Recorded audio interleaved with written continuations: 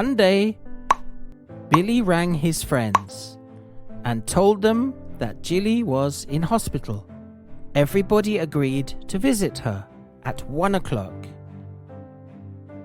And when they met outside the hospital, Bobby was holding some balloons, Jenny and Jane were holding some flowers, and Benny was holding a card. Then, all 5 of them went into the lift, and they went up to the 3rd floor. When they saw Jilly, she was lying in a bed with a big bandage on her head. "We were really worried about you. What happened?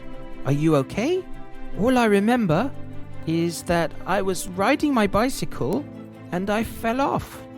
I think I am in shock, but I feel okay." "Were you wearing a helmet, Jilly?"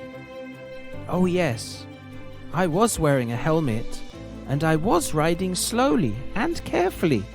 "So how did you fall off?" "A car hit my bicycle.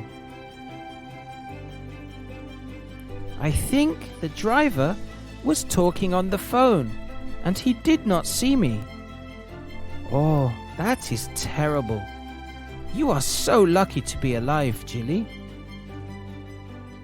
Then a nurse came in the room and spoke with another patient before coming over to Jilly. "Hello, everybody. You are looking much better, Jilly. What would you like for lunch?" "There are sausages, potatoes and vegetables, or chicken, potatoes and vegetables." Definitely the sausages for me, please."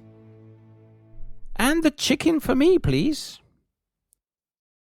"This is not a restaurant, young lady. This is a hospital." "I am sorry. I wasn't thinking properly. Maybe I am in shock too." Everybody, including the nurse, laughed.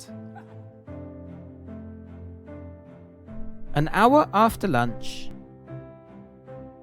a doctor came to see Jilly, and she was well enough to go home. And they all left the hospital together.